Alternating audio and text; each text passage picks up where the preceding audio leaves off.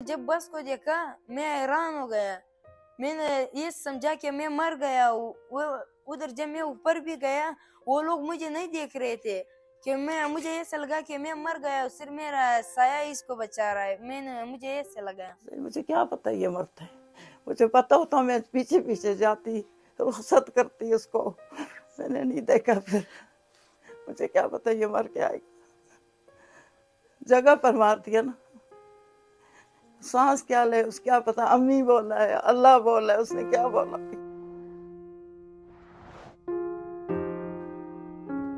ये एक जली हुई मुसाफिर बस का ढांचा है। ये बस इस साल 29 जनवरी को हादसे का शिकार हुई थी, जिसमें बड़ी तादाद में लोग हलाक हो गए।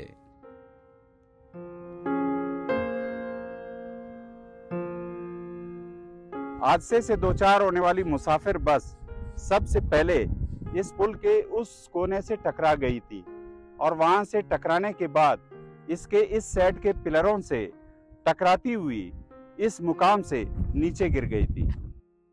हादसे के बाद बस में आग भड़क उठी थी। एक तो यह हादसा रात को देर से पेश आया था और फिर करीब में रेस्क्यू का कोई इंतजाम न होने के बायस इसमें 43 मुसाफिर जलकर हलाक हुए।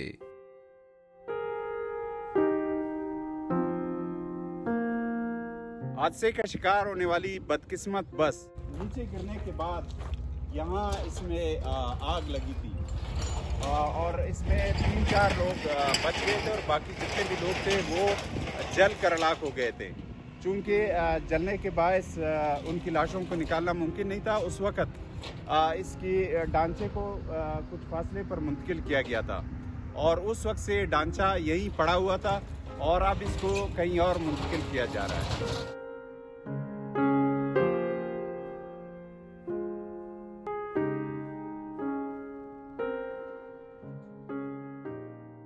इस हाईवे पर इस तरह का वाहिद वाकया नहीं है और यहाँ बड़ी तादाद में ऐसे हादसात होते आए हैं, जिसकी वजह से इस हाईवे को खूनी शारा भी कहा जाता है।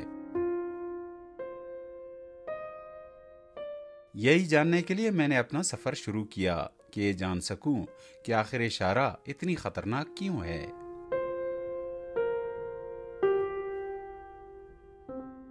सबसे पहले मैं अयातुल्ला और उनके 11 साला भाई वहीदुल्ला से मिला, जो 29 जनवरी की रात इस बस में सवार थे।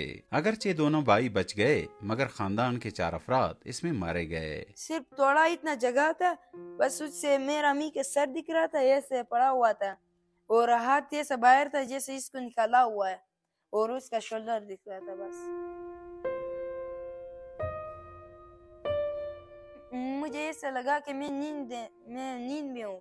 मैं आती ऐसा कर रहा था कि नींद से क्यों नहीं उठ रहा हूँ। फिर इंजन तो चालू थी, उसका जो अंदर वायर थे वो सारे घूम रहे थे। मैं उस हवा के फेप भी थे, वो गर्म हवा के फेप नहीं, वो सारे पीछे थे। वो उसके सिर में थोड़ा जगह था, इतना जगह था, मैं बस उससे निकल गया। तो ये कि अभी जो है ना ज़मीन नहीं है कि हम ज़मीन के अंदर घुस जाए, तो हमारा तो पूरा फैमिली, हमारा ख़ानदान हमको भी जो है ना यतीम कर दिया। पहले से था हम यतीम, अभी और भी यतीम हो गए। अभी हमारा बस में कुछ नहीं है, हम क्या करें। इस हादसे के बारे में बस की ओवर स्पीडिंग के भी इल्जामात लगाए गए। वहीदुल्ला ने बताया कि उन्होंने ड्राइवर को तेज रफ्तारी से मना करने की कोशिश भी की थी। मेरा अम्मी ने मुझे बोला कि जाओ, मैं नहीं जा रहा था। फिर मैंने बोला ये गाड़ी ऐसे चला रहा है, बहुत स्पीड से चला रहा है। फिर मैं भी डर गया। मेरा अम्मी ने मुझे जब 2-3 दफा बोला, मैं एक बार गया, फिर दूसरा बार गया, फिर मैं पानी के लिए गया, फिर भी उसको बोला।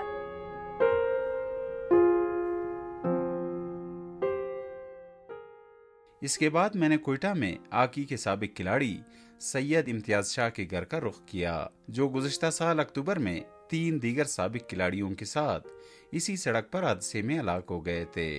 कलात के इलाके में एक मुसाफिर बस उनकी गाड़ी से टकरा गई थी। मेरी उनकी वालदा से मुलाकात हुई।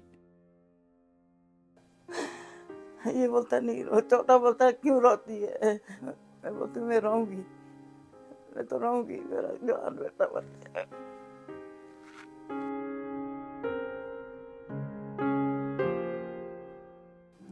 कोच उनके ऊपर चढ़ गई,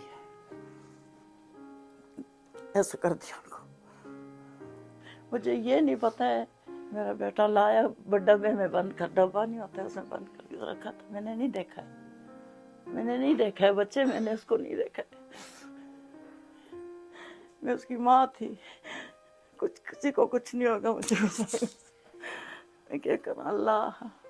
इन खानदानों से मिलने के बाद हमने जानने की कोशिश की कि इस शारा पर इतने हादसात की वजूहात क्या हैं और इसे खूनी शारा क्यों कहा जाता है। इस मकसद के लिए हमने कराची से कोयटा की जानिब इस हाईवे पर सफर किया। हम कोयटा कराची हाईवे पर लसबेला की जानिब सफर कर रहे हैं। बलूचिस्तान में इस शारा पर सबसे ज्यादा हादसात रूनमा होते हैं, जिनमें हर साल लोगों की एक बहुत बड़ी तादाद हलाक और जख्मी होती है। कोयटा से कराची के दरमियान ये शारा 750 किलोमीटर लंबी है। मिड 90s तक इस शारा की हालत बहुत अच्छी नहीं थी, जिसके बायस गाड़ियों की रफ्तार बहुत तेज नहीं होती थी। इसके बाद शारा की हालत बेहतर हुई, लेकिन तब से लेकर अब तक ये सिंगल ट्रैक ही है। कराची से जिला लसबेला में बस को पेश आने वाले हादसे की जगह तक 200 किलोमीटर सफर के दौरान हमें शारा पर ट्रैफिक बहुत ज्यादा नजर आई। मुकामी ट्रैफिक के अलावा अफगान ट्रांजिट ट्रेड की बड़ी गाड़ियां भी गुजरती हुई दिखाई दी।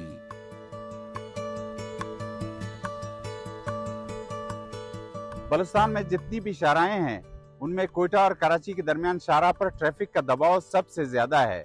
न सिर्फ इस शारा पे रोजाना हजारों गाड़ियों की आमदरफ्त होती है, बल्कि केच और ग्वादर से भी जो गाड़ियां आती हैं वो इस पॉइंट से आगे कराची तक इसी शारा पे चलती हैं। मार्क 1122 के आदाद शुमार के मुताबिक अक्टूबर 2019 से मार्च 2023 तक कोयटा कराची शारा पर 477 अफराद हलाक हुए।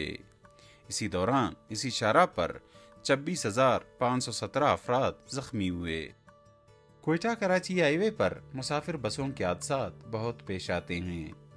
इनमें सबसे ज्यादा नुकसान मुसाफिरों का ही होता है। मैंने एक मुसाफिर बस में सफर किया और कुछ मुसाफिरों से मुलाकात की जो इस रूट पर अक्सर सफर करते हैं। मोबाइल इस्तेमाल हो गया, फिर थोड़ा तेज रफ्तारी में, तो बड़ा मसला सा रोड है। हाँ, रोड सिंगल है और फिर ट्रैफिक बहुत है।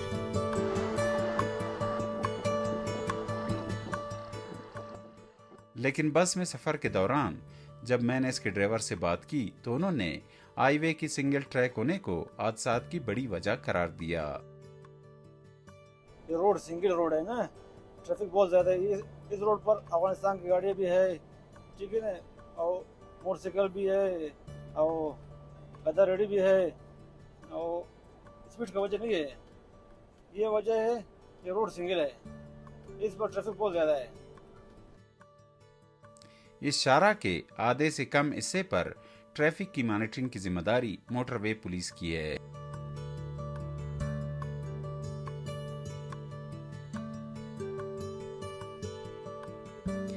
यहाँ मेरी मुलाकात मोटरवे पुलिस के एसपी यासिर दोतानी से हुई। उसमें जो अनट्रेन्ड ड्राइवर्स हैं उनका बड़ा अमल दखल है। ऐसे ड्राइवर्स जो हैं जो बुनियादी तौर पे जिन्होंने ड्राइविंग की प्रॉपर ट्रेनिंग हासिल नहीं की होती और वो हाईवे पर गाड़ियां जो है वो चलाते हैं और उसकी वजह से वो कोई ना किसी हादसे का जो है ना वो शिकार हो जाते हैं। यासिर दोतानी को किसी हद तक इस बात से भी इत्तफाक है कि हाईवे का सिंगल ट्रैक होना भी एक मसला है, जबकि दीगर वजूहात भी इसमें शामिल हैं, जिसमें जो सिंगल कैरिज वे है उसकी वजह से भी जो लिंक रोड्स हैं, अचानक उनसे कोई मोटरसाइकिल अचानक नमूदार हो जाता है हाईवे पर, या खुदा न खास्ता कोई ऐसी गाड़ी जो किसी लिंक रोड से अचानक आ जाती है तो वो भी हादसे की एक वजह बन जाती है।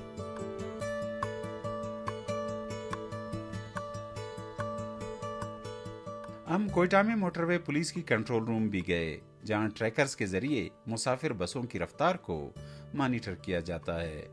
ट्रैकर्स के जरिए निशानदेही होने पर तेज रफ्तारी करने वाली मुसाफिर गाड़ियों के खिलाफ कार्रवाई की जाती है। बलूचिस्तान में ज्यादातर लोगों की ये राय है कि सिंगल ट्रैक होना ही दरअसल इस शाहराह पर हादसात की बड़ी वजह है।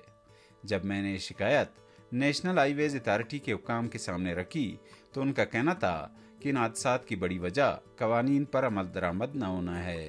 हुकूमत का दावा है कि एक्सीडेंट्स में कमी लाने के लिए बसों में ट्रैकर लगाए जाएंगे ताकि तेज रफ्तारी को रोका जा सके।